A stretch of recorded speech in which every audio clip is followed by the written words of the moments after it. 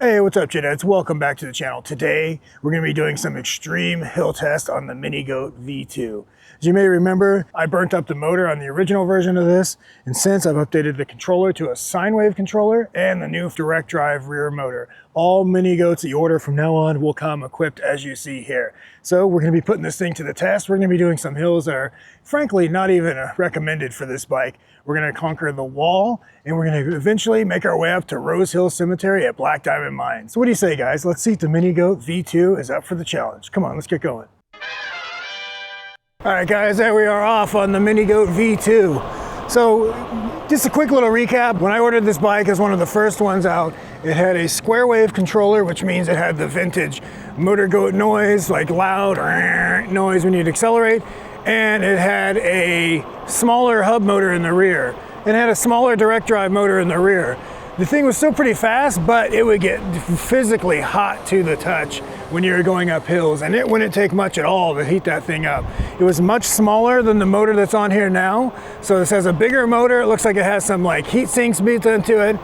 I don't know if heat sink's the right word, but it has some thicker metal, bigger casing, more area to disperse heat. All in all, it's just a much beefier, robust motor. I've already taken this thing around quite a bit. We've done some hill tests. We did a bunch of hill climbing. We were in Hollywood, California, and this thing passed with flying colors. Today, we're gonna be doing some really steep hills, and if we're being honest, these are probably hills that are outside of the recommended usage of the Mini Goat. I will be pushing the limits today, so you don't have to. This has been kind of one of my favorite bikes of 2025 by far. I had zero hopes for this thing at first because I was like, oh, a small bike, I don't know, it just wasn't really my thing. But when I first got this thing, I was like, wow, it's fast, it's stable, it's fun, and I think it looks nice. The pedals are not, you know, the pedals are kind of just useless on here, but for a legality standpoint, it's nice to have the pedals. But overall, I really enjoy this bike. It's gone all over the place now. I've ridden it quite a bit. And other than the weight and the difficulty from taking this thing up and down the stairs, I would probably ride this bike the most out of any bike I have. Because look, we're doing 35 miles an hour now. It's like no problem. You can legitimately do commutes around town on this bike. This is one of the first bikes that I feel like does what it says it's gonna do without any compromises. It's a little mini bike, and it has great range with a 50 amp hour battery. It's got a ton of power. You can go about 50 miles an hour. It's dead silent now with the new sine wave controller. So this thing checks a lot of boxes. You can see here how beefy the motor is now. The stock motor on this thing was way small. If you bought one of the V1s, they should have sent you all the stuff in the mail to upgrade it. But yeah, this thing climbs surprisingly well, but direct drive motors aren't geared like geared hub motors, and therefore they're not quite as torquey off the line. This thing's really not designed to be climbing, but it now puts out about 5,000 watts, which will overcome a lot of shortcomings and give you the ability to climb quite a bit of stuff. So we'll see. And another thing that's kind of weird, I did a range test on this bike. I never released the video, but I got almost exactly 50 miles. I had to like baby it for a mile or two to get it to exactly 50. However, when we were in Los Angeles, we did 53 miles, and this thing still had about 40 or 50% battery. So I don't know, it had a lighter rider at the time. It was Alex from Maximum Charge was riding it. So I don't know if it's maybe his lighter weight. He's about 200 pounds, I'm about 245, 250. Sine wave controller is more efficient or what? But I found that very interesting because I assumed since this thing puts out more power now, it puts out 5,000 where before it put out about 4,500, that this thing was gonna get worse range. However, it was the opposite. The Motor Goat V3 with 50 amp hour battery had less range than this. So I will be doing another range test on this at some point, but I found this bike to be very versatile. I did a ride out. I was able to keep up with the E-Motos. They can beat you off the line pretty bad, but once you get going, you can keep up with them fairly easy. So I really feel like this bike is a stopgap for a lot of people that maybe don't want or can't have an E-Moto, but they need something with pedals. That's something they can keep up with their friends with E-Motos or something. This bike is awesome and it fits the bill perfectly. And you can screech the tire on it, which is always a bonus. Where a lot of bikes will say the top speed is, 40 mile an hour top speed, but really getting it to the top speed is kind of a process. This bike cruises at like 35 to 45, no problem. I have to get on and off the throttle to modulate my speed. So these direct drive motors, they get up and go. One complaint I do have is this throttle is pretty much just like on or off though. It's like goes from 0 watts to like 4,000 watts. So not the smoothest throttle experience, but you know, almost all e-bikes are like this for some reason. I don't know why. Yeah, we're just cruising along. You can keep up with traffic on this thing, no problem. Although I wouldn't take it on the interstate or anything crazy like that, but you can definitely keep up with traffic in slower speed zones like this, no problem. So if I need to get across town, I think I can actually get across town faster on the Mini Goat V2 than I can on my car. Another thing I enjoy about this thing being whisper quiet is, you know, you can ride amongst crowds on this and you're not gonna draw a bunch of aggro or get any ops from it because, you know, you're not making a big ruckus. And as long as you're not riding reckless or too fast, you blend right in. We begin today's hill testing on our traditional hill of misery, or misery hill, whatever I officially call it. And this thing's gonna have no problem with this. This is a paved hill. I don't know the grade because, as stated, I am not a dork. Yeah, this is just cruising up this thing, no problem. I'm actually not trying to go too fast up this hill, but yeah, passes the basic hill test with no flying colors, no problem at all. But that's not why I got out of the house today. We're gonna be doing a little more advanced hill climbs today. Another reason I said this is kind of not ideal, because this thing has a more street-oriented tread, and we're gonna be doing gravel fire roads. I mean, it's not the worst, but not exactly the strong suit of these tires. Look at this, not a cell phone in sight. They're just living in the moment. Isn't nature great?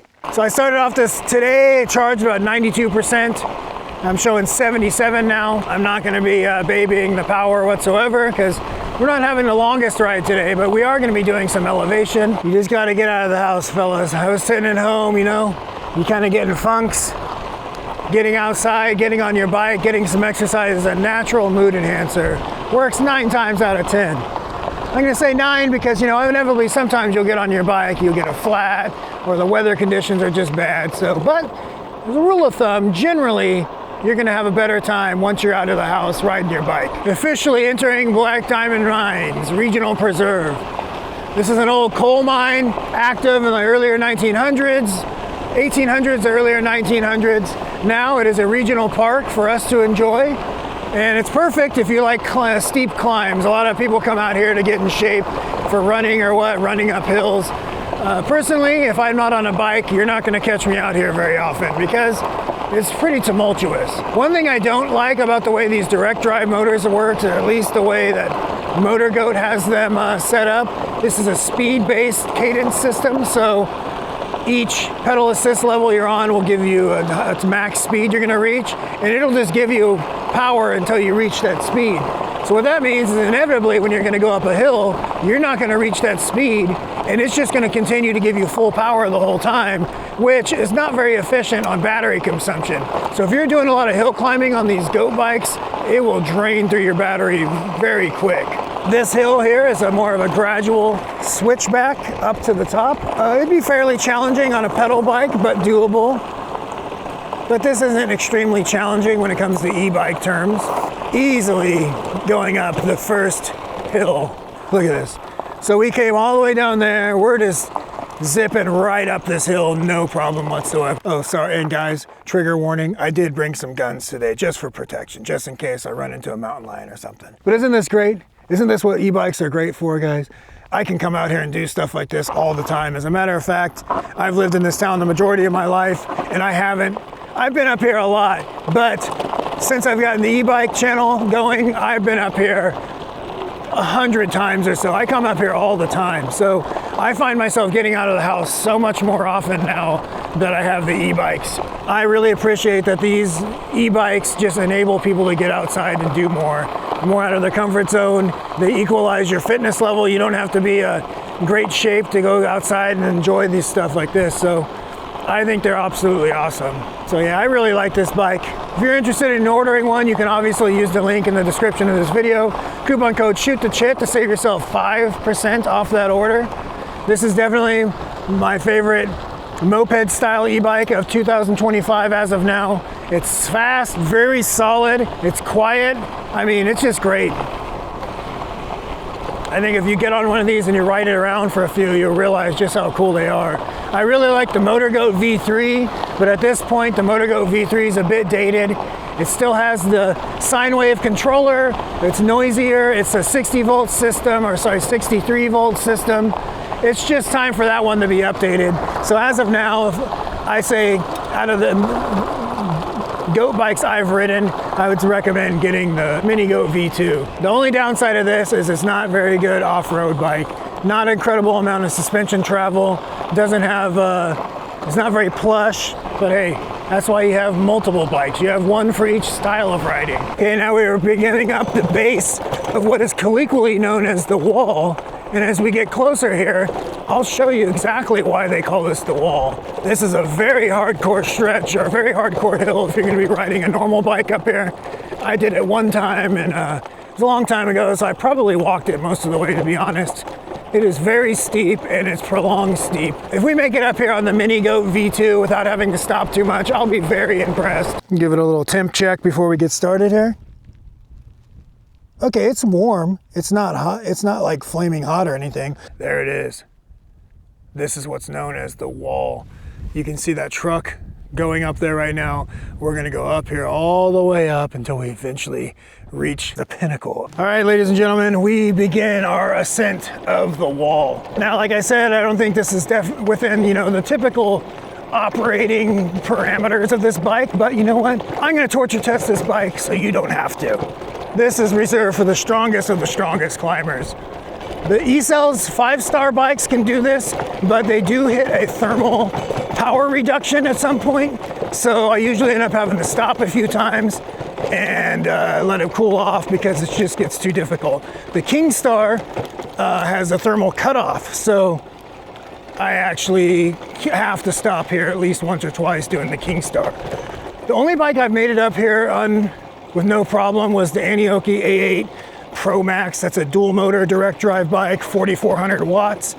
However, it has 2 motors to disperse the heat across, so we'll see. As of right now, we're not having too much trouble. Well, I mean, we're struggling because it's pretty steep right now, and this thing is not geared for steep stuff, but we're going. I'm pedaling a little bit. I'm helping. There's a little reprieve from the climbing, but it'll only be brief and temporary. Not smelling any burnt smell, which was a nice. The other bike definitely had a nice burning electronic smell, which is not very comforting. So far, we're doing it fairly easy. I am pedaling. And with these direct drive motors, you definitely want to keep the speed up a little bit and not get the RPMs too low, because it just, all the heat will just absorb right in the motor when you're not spinning it very fast. Okay, here we go. Probably the steepest section of the ride right here. Oh man. I don't know if maybe I'm just in such good shape, or maybe this new motor controller combination is just that good, because we're getting it done. 69% battery. Oh man, this is pretty impressive. Woo. Bumpy, coming around the final corner here. Oh man. I'm gonna throttle only this last section. Very, very, very impressive. Wow, we just did the wall on the Mini Goat V2. Yeah, it's hot. It's hot, but I can't blame it because it's probably 95 degrees out here, and we just climbed that massive hill in one burst. Very, very impressed. We still have more hills to climb today, but this is definitely going to be the most difficult of them. Not only because it's steep, because it's prolonged. We're not just doing hill climbs for the sake of hill climbs. We got to go to the Rose Hill Cemetery. Okay, continuing along, we're going to do a little bit of downhill here. Let the motor cool off from that absolute torture test.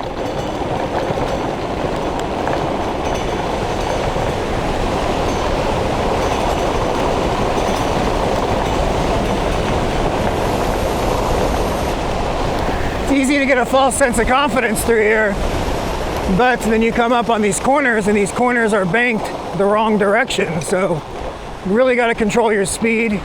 That's one of the things, the more you ride, the more you learn from experience. I came around those corners really fast a few times and thought it might be the end for me, but as you know, it wasn't. You know, the faster you go, this thing glides over the bumps better. Smoother experience than I anticipated it would be. And there off in the distance from here, we can see the final destination for us, figuratively and literally. Maybe not be this one, but it's a cemetery. And you know, whether we like it or not, that's where we're gonna be one of these days. Okay, don't get all technical. I guess you can get cremated and have your ashes spread, but guys, you know what I'm saying, right?